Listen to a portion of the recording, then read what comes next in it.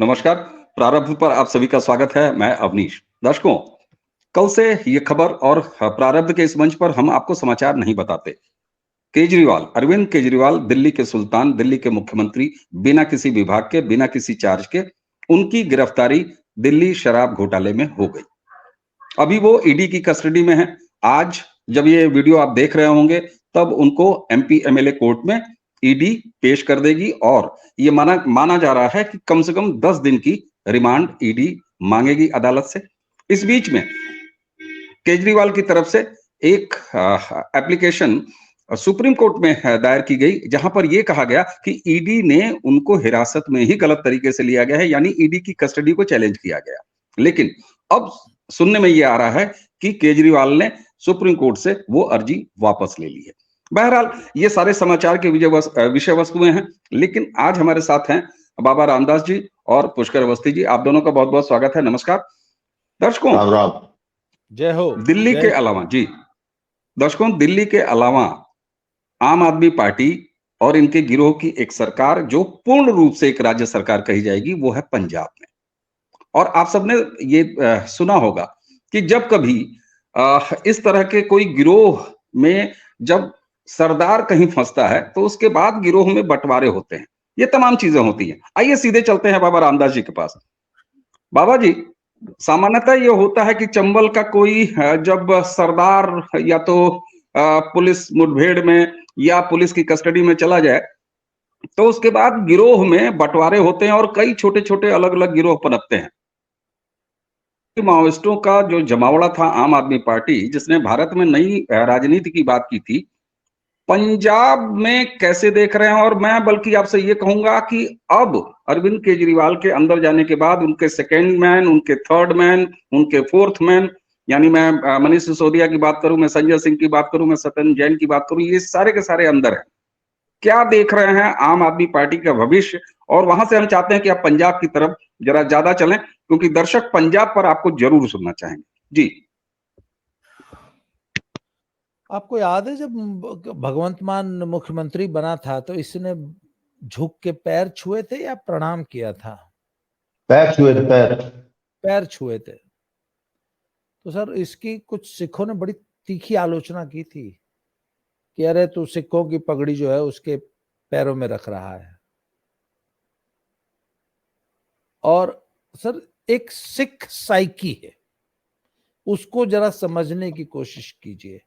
इनके अंदर एक भीषण सुपीरियरिटी कॉम्प्लेक्स है, पहली बात। दूसरा यह है कि sir, anybody who does not speak Punjabi is a भैया फॉर देम। और इवन हरियाणा, रोहतक के आदमी को भैया बोलते हैं। यूपी वाले को छोड़ दीजिए, रोहतक का हरियाणवी स्पीकिंग भी उनके लिए भैया है। और सर, 2017 में जब मुख्यमंत्री बनने की बारी आई थी ना, तो केजरीवाल को यह गलतफहमी थी कि दिल्ली का मुख्यमंत्री मैं, पंजाब का मुख्यमंत्री मैं बनूंगा। तो लोगों ने समझाया कि अरे ये पंजाब है, यहां ऐसे किसी को मुख्यमंत्री स्वीकार नहीं करेगी ये। दूसरी बात सर, वो क्या नाम, जाखड़ साहब का बेटा जो है, जो आजकल बीजेपी के अध्यक्ष, क्या नाम है, सुनील जाखड़ का बेटा? हाँ, नहीं, सुनील जाखड़ ही नाम है, बलराम जाखड़ का बेटा। बलराम जाखड़ का बेटा जी। उसने बोला है कि चन्नी की जगह मुझे सीएम कांग्रेस ने सिर्फ इसलिए नहीं बनाया because I am Hindu, because I don't wear turban. तो सर, ये एक आम मानसिकता है पंजाब की। अच्छा चलिए साहब, सुनील जाखड़ की जगह चन्नी को बना दिया, इसके बावजूद पंजाब के जट सिखों ने स्वीकार नहीं किया, क्योंकि इज दलित सिख, इज मजहबी सिख।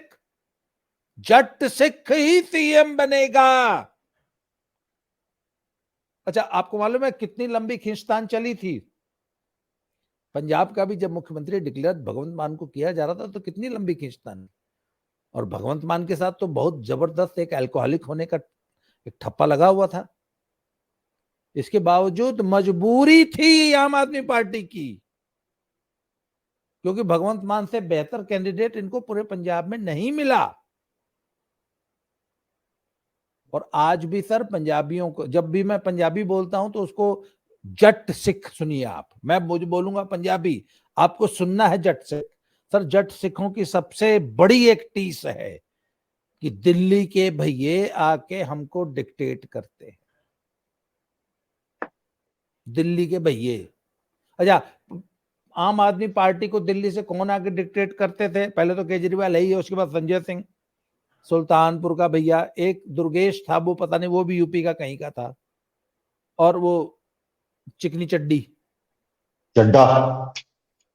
सर आपको सर लगता है चिकनी चड्डी का की पर्सनैलिटी ओवरऑल लगता है कि वो he could govern a state like Punjab? Sir इस शक्ल सूरत के लड़के आपने हॉस्टलों में देखे होंगे सर, क्यों? जी जी बिल्कुल। और चड्डा जो है इज रूलिंग पंजाब, वो आके मीटिंग्स प्रिसाइड करता है, वो डिक्टेट करता है पंजाबियों को, सिखों को। तो sir the moment Kejriwal is arrested, Punjab आम आदमी party has declared it's independence from आप दिल्ली। भगवंत मान ने अनौपचारिक रूप से अपने आप को स्वतंत्र इकाई घोषित कर दिया है। आज के बाद आम आदमी पार्टी दिल्ली वाली का कोई कंट्रोल पंजाब की आम आदमी पार्टी पे नहीं है। अभी मैं पीछे संदीप भाई के साथ एक वीडियो बना रहा था, सर पंजाबियों ने, सिखों ने नेहरू को कभी बर्दाश्त नहीं किया, इंदिरा गांधी को कभी बर्दाश्त नहीं किया, राजीव गांधी को नहीं किया, अटल बिहारी को नहीं किया, मोदी को नहीं किया, केजरीवाल को बर्दाश्त करेंगे? सर अब तक जो बर्दाश्त कर रहे थे वो बड़ी मजबूरी में कर रहे थे, क्योंकि उनके कुछ और टारगेट्स थे, वो टारगेट्स अचीव नहीं हुए हैं। Sir this was the final nail in the coffin. आज के बाद आम आदमी पार्टी पंजाब इकाई स्वतंत्र इकाई है, उसका दिल्ली इकाई के नीचे रहने का कोई इरादा नहीं है। सर ये मेरा ओपनिंग रिमार्क। बिल्कुल, ये बात समझ में आती है और आपने एक जो बड़ी बात, हालाँकि आज की इस चर्चा में हम उस पर नहीं आएँगे, उसको नहीं शामिल करेंगे, लेकिन आगे की चर्चा के लिए दर्शकों आपने ध्यान दिया। बाबा जी ने ये बताया कि उन्होंने नेहरू को नहीं एक्सेप्ट किया, उन्होंने इंदिरा को नहीं एक्सेप्ट किया, वो मोदी तक को नहीं एक्सेप्ट करते और यही जो कुछ कारण है, मुझे लगता है कि वो साइकोलॉजिकल धीरे-धीरे वजह बन जाती है, जब कभी अलगाववाद जैसी किसी एक्टिविटी को बल मिलता है, समय-समय पर बल मिलता है।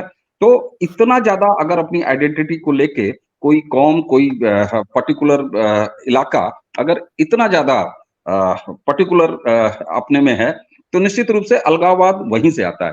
अच्छा पुष्कर दा, मैं आपका ओपनिंग रिमार्क चाहूँगा कि अरविंद केजरीवाल की जेल यात्रा के बाद और जिस तरीके से ये कोर्ट की लड़ाइयाँ चल रही हैं, कोर्ट में जैसे चल रहा है मामला, उस पे बहुत कुछ नहीं बोला जा सकता तब तक कि जब तक कोई फैसले ना आ जाएँ। लेकिन अब ये तो निश्चित है कि अरविंद केजरीवाल एक बार शिकंजे में आ गए हैं और चूंकि ये देखा जा रहा है कि ईडी की कार्रवाई में चाहे वो मनीष सिसोदिया हो, चाहे जो एक बार अंदर जा रहा है वो बाहर नहीं आ रहा है और वही कोर्ट उनको जमानत नहीं दे रही है ना? तो ये माना जा रहा है कि अब अरविंद केजरीवाल भी गले तक पहले ही फंसे थे, अब बाकायदे वो जेल यात्रा की तरफ बढ़ रहे हैं। अरविंद केजरीवाल के बाद आम आदमी पार्टी का भविष्य क्या देखते हैं? पंजाब पर भी जरूर आइएगा, जो बाबा रामदास जी ने एड्रेस किया। जी देखिए अवनीश, ऐसा है कि आम पार्टी, आम आदमी पार्टी मतलब और अरविंद केजरीवाल दोनों एक दूसरे के प्रायोजक हैं, दोनों सेम पर्यावरण। क्योंकि जो है आम आदमी पार्टी का नाम तो आम आदमी दिया गया, लेकिन वो एक खास आदमी के लिए संरचित की गई थी और वो खास आदमी थे या है अरविंद केजरीवाल। जब तक अरविंद केजरीवाल की गिरफ्तारी नहीं हुई थी तब तक जो है आम आदमी पार्टी एक संगठन, एक राजनीतिक दल के रूप में एक कोहेसिवनेस उसकी थी। लेकिन जब आप आज अरविंद केजरीवाल ईडी के शिकंजे में है और जिस तरह का केस है, जिस तरीके से अन्य लोग लंबे समय तक बिना बेल के जेल में रहे हैं, तो ये स्पष्ट रूप से माना जा सकता है कि एक लंबे अंतराल के लिए अरविंद केजरीवाल जी जेल में रहे। ऐसे में आम आदमी party will be A headless chicken.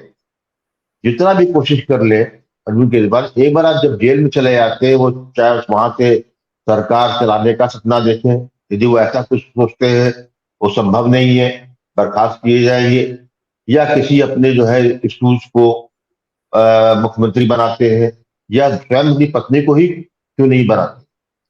लेकिन वो अरविंद केजरीवाल नहीं। आम आदमी पार्टी केवल एक जैसे अन्य राजनीतिक दल है, जहां पर कि एक राजनीतिक ध्येय होता है, जिसके एक पूरी एक संरचना होती है, एक संगठन होता है, एक उसका एक फाइनेंशियल बैकग्राउंड होता है, फ्यूचर की स्ट्रेटजी होती है। आम आदमी पार्टी बिल्कुल उससे अलग है। आम आदमी पार्टी का उदय या उसको बनाया ही किसी भारत में राजनीति के लिए, भारत की राजनीति में डिसरप्शन लाने के लिए उसको बनाया गया। भारत में जो स्थापित मापदंड थे राजनीति के, उसको तोड़ने के लिए, तो इसको कह सकते हैं कि बेसिकली एनार्किस्ट द्वारा बनाई गई एक पार्टी थी, जिसका काम ही जो है अल्टीमेट ध्येय भारत को की समृद्धि, भारत को सुरक्षिता पहुंचाना कभी नहीं रहा। बिल्कुल ठीक उल्टे जो है उनका जो ध्येय जो है भारत में chaos पैदा करना, भारत के विखंडन करना, और भारत के जितने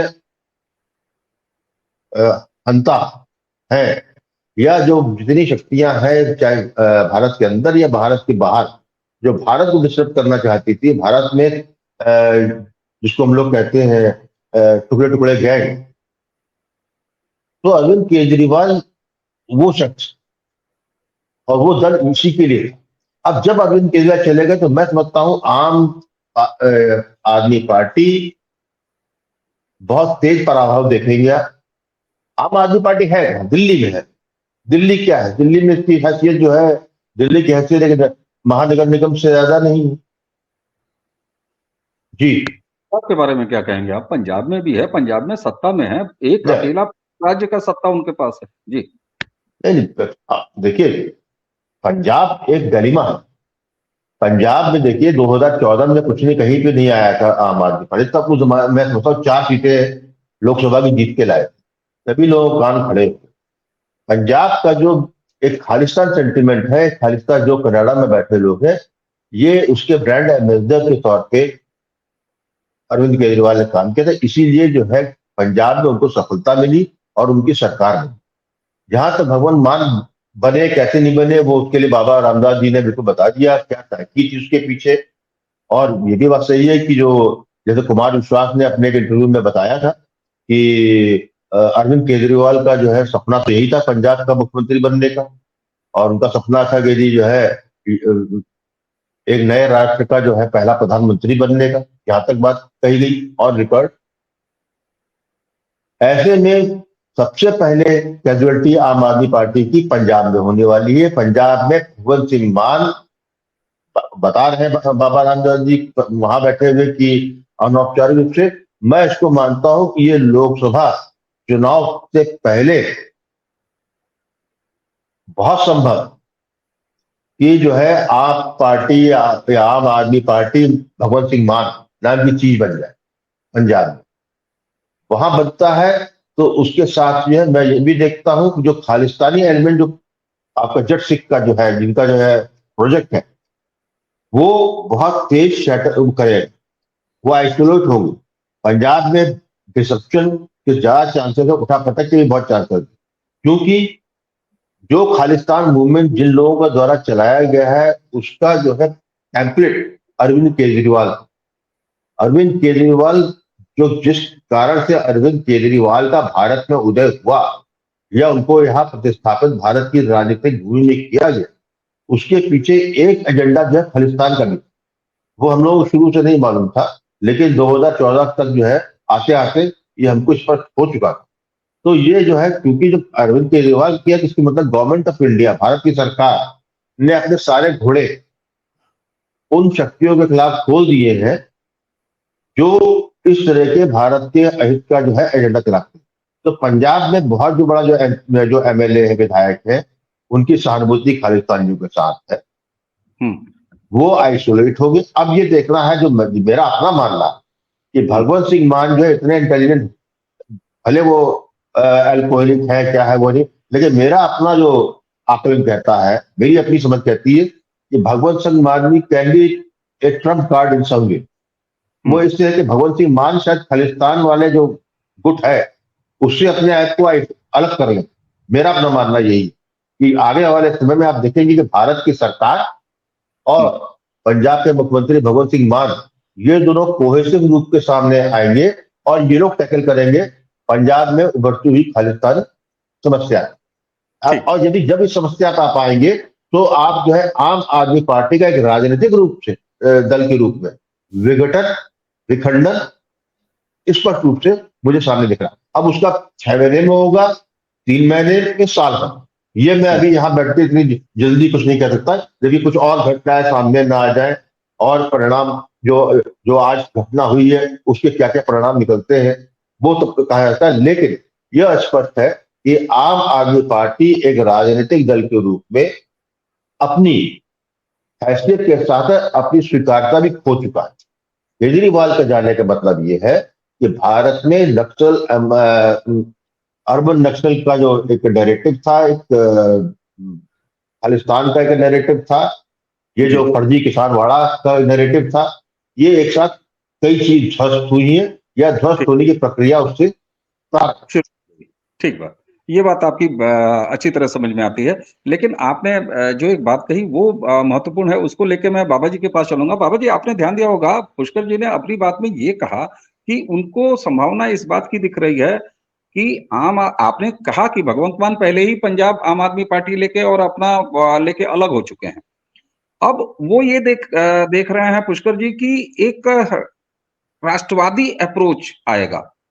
अब जिस आम आदमी पार्टी पंजाब में वो जो अलगाववादी मानसिकता है उसके वोट बैंक पर वो आए हैं और लगभग एक तरह से ब्रांड एम्बेसडर भी उन्होंने कहा, उसके बाद इस तरह का कोई परिवर्तन या पैराडाइम शिफ्ट आप देखते हैं कि भगवंत मान लीजिए लेके अलग हो गए आम आदमी पार्टी और मान लीजिए उसको एक नया नाम भी दे दिया या एक नई पार्टी बना ली, जो कुछ भी किया, लेकिन क्या वो राष्ट्रवादी राजनीति में आ जाएंगे और एक सामान्य राजनीति जिस तरीके से भारत में की जाती है उस पर शुरू हो जाएंगे? क्योंकि वोट बैंक तो उनका वही है जो कनाडा की तरफ से आया है, स्पॉन्सर्ड है, पैसे भी वहीं से आ रहे हैं सबसे ज्यादा। तो ये संभावना देखते हैं आप? अलग हो जाना ये तो समझ में आता है, लेकिन तेवर बदल देना ये भी आप देख रहे हैं क्या? सर, खालिस्तानियों ने इस पार्टी को कोर वोट, बेस वोट दिलाया था।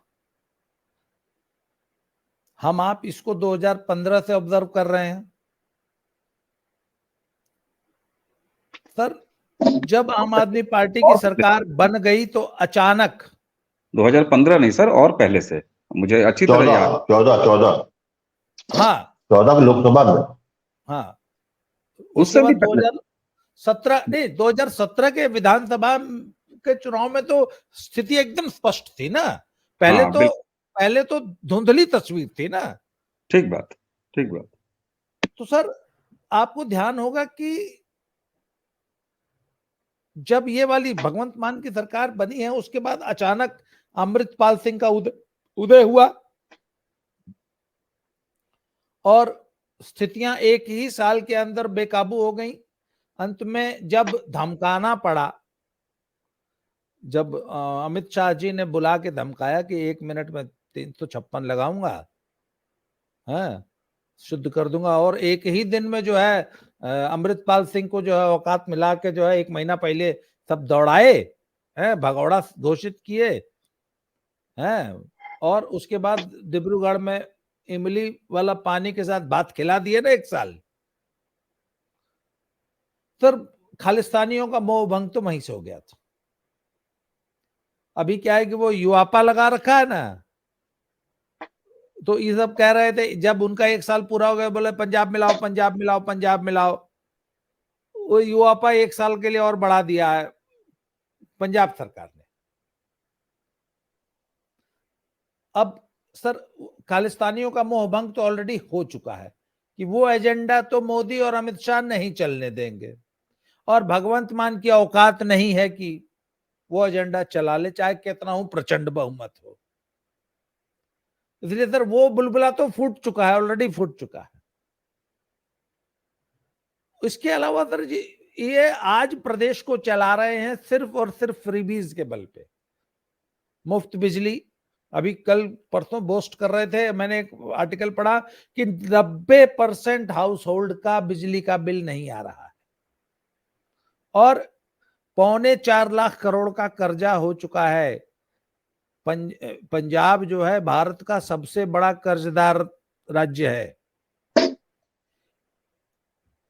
इकोनॉमी का यह हाल है कि जीएसटी कलेक्शन पूरे पंजाब का जितना है उससे ज्यादा अकेले गुड़गांव शहर का है, हरियाणा के एक शहर का। इंडस्ट्री नाम की चीज नहीं है, और एनआरकी मतलब जंगल राज तो ऐसा है कि लालू का बहुत अच्छा राज था। लालू से बदतर स्थिति है आज लॉ एंड ऑर्डर की पंजाब में। ऐसे में सर जब बदायूं कांड हुआ है ना, आपको मालूम है आज पंजाब में देश का सर्वाधिक लोकप्रिय नेता कौन है? पंजाब के किसी भी, अच्छा चाहे सिख हो चाहे हिंदू हो, चाहे सवर्ण हो चाहे दलित, तो आज पूछ लीजिए कि भारत का सबसे लोकप्रिय नेता कौन है, तो सब एक मुश्त एक स्वर में आवाज आएगी कि बाबा योगी आदित्यनाथ। क्योंकि योगी बाबा की जो गवर्नेंस है, बाबा का जो लॉ एंड ऑर्डर कंट्रोल है, बाबा 2 घंटे में तुरंत कार्रवाई करते हैं, और गुंडा बदमाश जो है वो जो है ऊपर पहुंच जाता है। सर एक बात बताऊं आपको, लॉलेसनेस से, कानून व्यवस्था की खराब स्थिति से तो 10-5 साल में कश्मीरियों का भी मन उब गया था। बिल्कुल सही बात, बिल्कुल सही बात। कश्मीरियों का भी पेट भर गया था। हम्म। सर पंजाब में ये स्थिति इतनी ज्यादा खराब हो चुकी है, आज आप पंजाब में अगर आपको, जैसे अंग्रेजवा सब जो है सुबह गाड़ी निकालने से पहले वेदर फोरकास्ट चेक करता है ना कि स्नो कितनी पड़ेगी और हवा कितनी चलेगी और बारिश कितनी होगी, पंजाबी जो है पहले रोड चेक करता है कि फलाने रोड पे जा रहे हो, कहां कहां धरना लगा है, कौन से जत्थेबंदी ने कौन सी मांग पर कहां धरना लगाया। लोगों के घरों पे आके जो है फायर कर जाते हैं, बम फोड़ जाते हैं, गाड़ी का शीशा तोड़ जाते हैं, हफ्ता इस तरह वसूली होती है पंजाब में। तो सर लॉ एंड ऑर्डर पे ये सरकार फेल हो गई। 3.25 लाख का करोड़ का कर्जा इस सरकार पे है, सैलरी देने के लिए पैसे इनके पास नहीं है। जी। मतलब कोई तो ऐसा पैरामीटर हो जिसमें पंजाब बेटर परफॉर्म कर रहा हो। तो सर ये पूरी तरह फेल हो चुका है स्टेट, और आम आदमी पार्टी की सरकार इस वक्त बहुत ज्यादा, अच्छा एक चीज बहुत भगदड़ मच चुकी है, 8 इन्होंने कैंडिडेट डिक्लेयर किए थे आम आदमी पार्टी ने। जी जी। 8 में से 4 अपना वोट, अपना टिकट सरेंडर करके भाजपा में जाने का रास्ता खोज रहे हैं। मैं चारों के नाम बता सकता हूं अभी, पर मैं एक आध दिन रुक जाइए, शाम तक या कल तक पिक्चर क्लियर हो जाएगी। कल मैं आपको शाम को, कल इसी टाइम शाम को आप मेरे साथ वीडियो कीजिएगा तो मैं बता दूंगा कि कितने लोगों ने आम आदमी का टिकट सरेंडर करके भाजपा से जो है टिकट मांग लिया है। आम आदमी पार्टी की आज ये हालत है। क्यों? क्योंकि इनका जो पंथिक वोट था, इनको जो सिखों ने वोट दिया था वो अकालियों में लौट रहा है, जो इनका हिंदू वोटर था वो बीजेपी में शिफ्ट हो रहा है। तो सर पंजाब की तो बहुत बुरी हालत है आम आदमी पार्टी की। अच्छा सर, एक सवाल मेरे मन में आ रहा है, अगर ऐसा है कि आपने कहा कि खालिस्तानियों का मोह भंग हो चुका, इस आम आदमी पार्टी से। तो अगर उनका मोह भंग हो गया और वही इनके बेस वोटर थे, और केवल बेस वोटर ही नहीं थे, फंडिंग का भी सोर्स वही थे, तो ऐसे में भगवंत मान के हाथ में कोई पार्टी बचेगी भी? तो क्या आप देख रहे हैं कि ये पार्टी खत्म हो जाएगी कम से कम पंजाब में? क्योंकि कोई कहीं गया, कोई कहीं गया, बेस वोटर रहा नहीं, फंड रहा नहीं, यानी खालिस्तानी वाला मामला पूरा रहा नहीं, तो बचेगा क्या फिर? और भगवंत मान कोई ऐसा राजनीतिक व्यक्तित्व तो है नहीं कि वो नए सिरे से पार्टी खड़ी कर ले। वो तो भाई एक जैसे कहते हैं ना कि जब सरकार बन गई, खालिस्तानियों ने बनवा दी, तो उसको लाके बैठा दिया गया। और क्यों बैठाया गया? वो भी आप कह रहे हैं कि वो टर्बन पहनता था, केवल एक ही क्वालिटी उसके अंदर। तो बचेगी भी आम आदमी पार्टी पंजाब में? सर चुनाव लड़ने लायक बचेगी, चुनाव लड़ेगी, और जब तक भाई 5 साल तो निकालेगी ना पूरे, अभी 2 साल ना हुआ है, अभी 3 साल सरकार बाकी है। हाँ, हाँ, मैं इस विधानसभा की बात कर, ठीक है, अब मैं इस समझा। हाँ, विधानसभा चलेगी सर, अगले विधानसभा का कोई भरोसा नहीं है। इस लोकसभा में भी सर अगर मुश्किल से 1 आध 2 सीट आ जाए तो आ जाए। अभी जरा चुनाव गरमाने दीजिए। अभी हम लोग सिर्फ ये देख रहे हैं कि हिंदू वोट कितना बीजेपी के पीछे कंसोलिडेट हो रहा है। जैसे मैंने आपका पिछला जो वीडियो आपको हमने किया था, आपको याद होगा, हिंदू दलित, दलित में कौन था? कुछ लोगों ने हिंदू और दलित एक साथ बोलने पे बड़ा आपत्ति व्यक्त की थी कि दलित भी हिंदू है। मैंने कहा नहीं भैया, हमारा कहने का मतलब है कि मजहबी सिख जो दलित है, सिख दलित जो है, उनकी बहुत भारी संख्या है जी।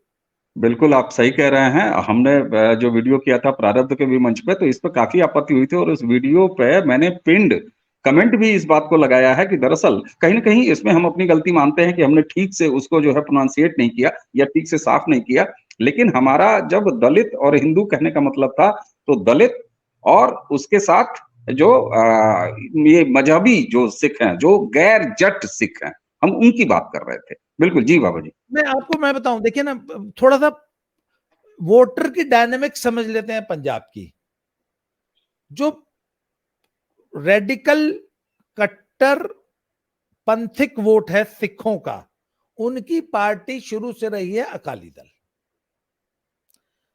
हिंदुओं की पार्टी रही है कांग्रेस, कांग्रेस। क्योंकि कांग्रेस को हमेशा हिंदुओं ने अपना सेवियर, अपना रक्षक के रूप में देखा है। तब से, जब से इंदिरा जी के जमाने से, जब माहौल खराब हुआ था 1978 से लेकर 94 तक, वो ये मानते हैं कि हिंदुओं की रक्षा अगर की तो कांग्रेस ने की। अच्छा, उस वक्त कांग्रेस, अच्छा, कांग्रेस की ही पैदा की हुई समस्या थी, कांग्रेस के पास कोई विकल्प भी तो नहीं था ना। खैर, तो दलित ट्रेडिशनली कांग्रेस का वोटर रहा है, तो हिंदू और दलित के वोट से कांग्रेस सरकार बनाती आई है। फिर क्या हुआ, जब कांशीराम जी का उदय हुआ, बामसेफ, और उसके बाद जब बहन जी आई, तो एक समय सर ये आ गया था कि 17-18% तक वोट बहन जी का हो गया था। पर कांशीराम जी, मैं हाईएस्ट परसेंटेज बता दूं, 17.41%। ये उच्चतम स्कोर था काशीराम जी के समय में पंजाब भाजपा का। पुष्कर जी, आप अपने आप को म्यूट लें प्लीज। तो बहन जी जो है ना सर, वो अपने दलित वोट को संभाल नहीं पाई, और कांग्रेस के पास दलित लीडरशिप की बहुत अच्छी एक वो थी, एक पूरा दे हैड एन अरे ऑफ लीडर्स, बड़ा अच्छी पकड़ थी। पर सर फिर बाद में क्या हुआ कि जब ये प्रियंका गांधी, सोनिया गांधी की जब कांग्रेस बन गई, तो धीरे धीरे पंजाब की कांग्रेस ने भी दिल्ली की कांग्रेस से अपने आप को मुक्त कर लिया। और आपको याद होगा, अमरिंदर सिंह ने तो कह दिया था कि आपको पंजाब की धरती पे पैर रखने की भी जरूरत नहीं है। उसने अपना चुनाव खुद लड़ा था, कैप्टन अमरिंदर सिंह ने, आपको याद होगा। तो सब अब क्या है कि इस बार पूरे वोटर का रीअलाइनमेंट हो रहा है, बसपा ऑलमोस्ट खत्म है। तो सर आखिर 34% जो दलित वोट है, हिंदू और सिख दलित मिला के, वो कहीं तो जाएगा। कांग्रेस कमजोर हो चुकी है, क्योंकि मोदी के आने के बाद, योगी के आने के बाद, इस बार स्पेशली खट्टर ने और योगी ने मिलके, मोदी ने मिलके जो इस बार के जो किसान आंदोलन 2 को जिस तरीके से हैंडल किया है, इन तमाम, उसके बाद राम मंदिर आंदोलन, राम मंदिर की, रामलीला की प्राण प्रतिष्ठा, मोदी का उभार, मोदी की पॉपुलैरिटी, इन तमाम फैक्टर से सर बहुत सारा पॉलिटिकल वोट बैंक जो है ना इधर से उधर शिफ्ट हो रहा है, और इसमें सबसे बड़ी बेनिफिशियरी निकल के आ रही है बीजेपी। पर इसके बावजूद मैं एक बात आपको बता दूं, बीजेपी के लिए अभी भी क्वार्टर फाइनल ही है। ठीक है, क्वार्टर फाइनल है 2027 का विधानसभा चुनाव, सेमीफाइनल होगा, और 2029 का लोकसभा चुनाव पंजाब में फाइनल होगा। ये ध्यान रखिए, अभी भी बीजेपी 5 से 7 साल लेगी, 5 साल पूरी तरह कंसोलिडेट करने में। पर इस लोकसभा के चुनाव में बीजेपी अपना वोट शेयर, अच्छा अगर कहीं दलित पूरा, जो कोशिश है कि दलित दोनों ब्लॉक्स, हिंदू सिख दोनों दलित अगर आ जाते हैं बीजेपी के साथ, अच्छा प्लस राष्ट्रवादी सिखों का, समझदार सिखों का एक बहुत बड़ा वर्ग है, बहुत बड़ी बात, बहुत बड़ी बात, निश्चित है, वो भी मोदी को बहुत पसंद करता है।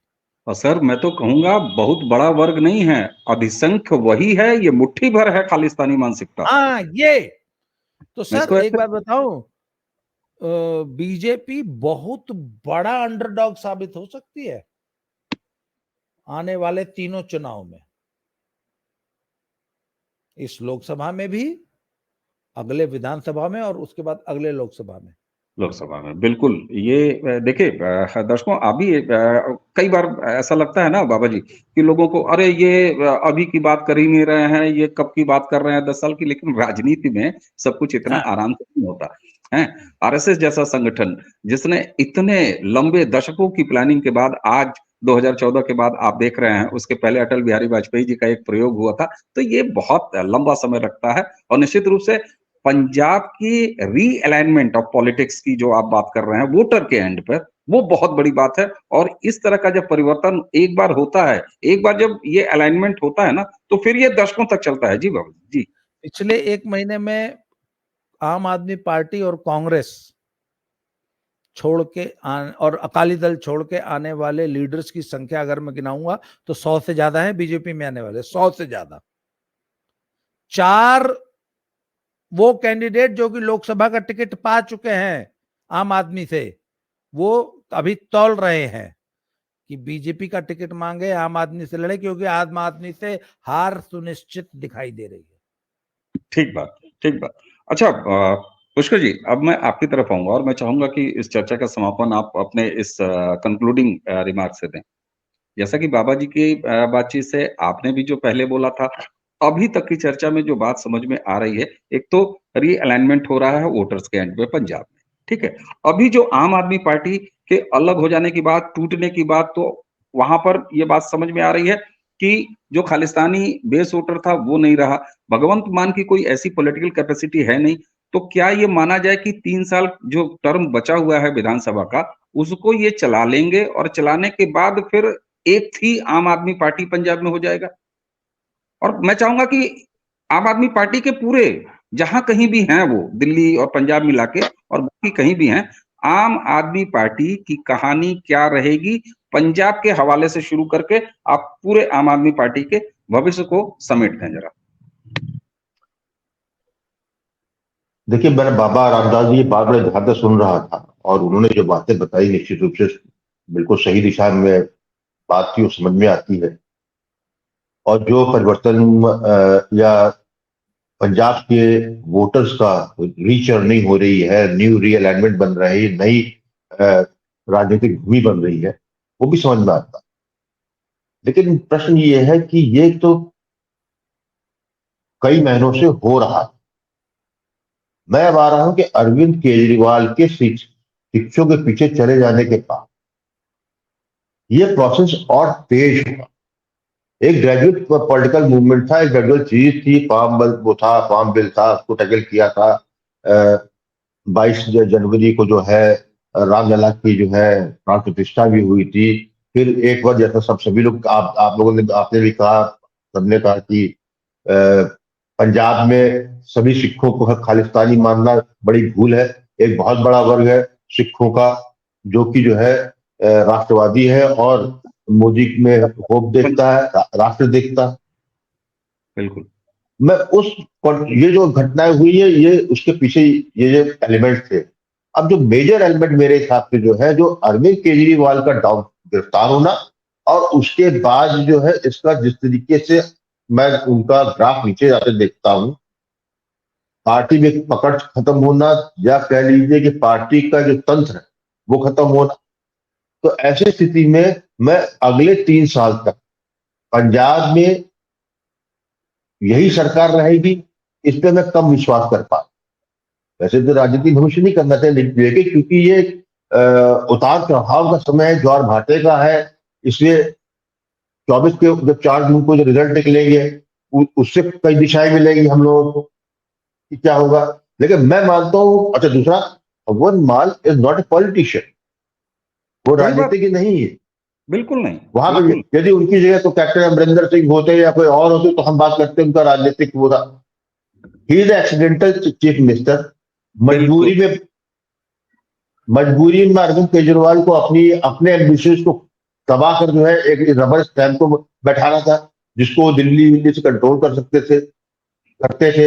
जहां भाई जहां जाते थे पंजाब का जहाज उड़ता था और मुख्यमंत्री साथ में लटका रहता है। In fact Bhagwant Singh Mann was a stepney, a very disgraceful thing for a CM of any state. तो वो एक आपका जो है स्टेफनी बनके जो है अरविंद केजरीवाल के साथ भारत में भ्रमण करते थे। तो ऐसी स्थिति में मैं 3 साल नहीं देखता। आम आदमी पार्टी में बिल्कुल मैं समझ देखता हूँ कि धड़े होंगे, धड़े होंगे, पोथी की वजह से हो सकता है। 4 जून के परिणाम के बाद और उसमें तेजी आएगी। जब लोकसभा में कोई फर्क पड़ेगा और जो जिस जिस मैंडेट से मोदी दोबारा आने को मैं स्पष्ट रूप से होता हुआ देख रहा हूं, तो उसके बाद जो है उनके टॉप प्रायोरिटी में पंजाब रहे, बंगाल और पंजाब, ठीक, क्योंकि दोनों बॉर्डर स्टेट है, दोनों में जो है अलगाववादी सेंटिमेंट्स कम ज्यादा अलग बात। और यदि वहां पर जो है बंगाल में आप जो है स्पष्ट रूप से हिंदू मुस्लिम का देखते हैं, इस्लामिक का, तो पंजाब में भी जो है उसी के सापेक्ष कनाडा में बैठा हुआ खालिस्तानी भी ठीक। घुसा हुआ। और और ये फिर दूसरा पंजाब में लॉ एंड ऑर्डर के साथ साथ ड्रग ड्रग की समस्या जो वहां पर कल्चर हुआ है उससे लॉ एंड ऑर्डर भी आया। तो मैं समझता प्रायोरिटी स्टेट जो है पंजाब और बंगाल होंगे 4 जून के बाद। और उसमें जो है जो देश के हित में होगा वैसे ही निर्णय होगा। तो इसलिए मैं आम आदमी पार्टी का भविष्य 3 साल तो आगे चलना नहीं, इस सरकार को क्या उठक पड़ेगी वो मैं नहीं जानता, वो होगा। तो ऐसे में मैं किसी को, इसीलिए मैं कह रहा था कि भगवंत सिंह मान को मैं केंद्र सरकार के साथ जुड़ता हुआ देख रहा हूं। जुड़ने का मतलब ये नहीं कि एब्जॉर्ब हो जाएंगे, जुड़ने का मतलब ये है कि भगवंत सिंह मान will back on the instructions of the home ministry of government of India, क्योंकि ठीक, टक्कर लागू करने के लिए, क्योंकि राजनीतिक समस्या का समाधान राजनीति से ही है, तो इसमें राजनीति ही होगी, उसमें निश्चित सब रूप तरीके के लोग। तो मैं इसमें जो है एक शुभ लक्षण मानता हूं अरविंद केजरीवाल का जो पतन हो रहा है जिस तरह अंदर, क्योंकि अभी तो बहुत सी चीजें हम लोगों को तो सुपरफिशियल बातें मालूम है ना, ये हम लोग को मालूम है लेकिन उसके सबूत कुछ नहीं है। कई चीजें हम लोग 10 साल से बात करते आ रहे हैं। मैं समझता हूँ लोकसभा के चुनाव आने तक ये बातें सब फ्रंट पेज न्यूज होंगी न्यूज और होंगी इससे एलिनेशन बहुत एलिनेशन होगा और आपका पंजाब में।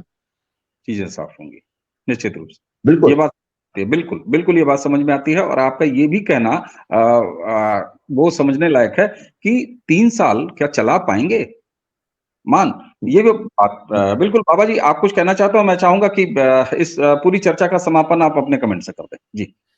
देखिए अवनीश भाई, अगर हम पिछले विधानसभा चुनाव में वोट शेयर देखें ना, तो आम आदमी पार्टी को 42% वोट मिला है और कांग्रेस को लगभग 23%।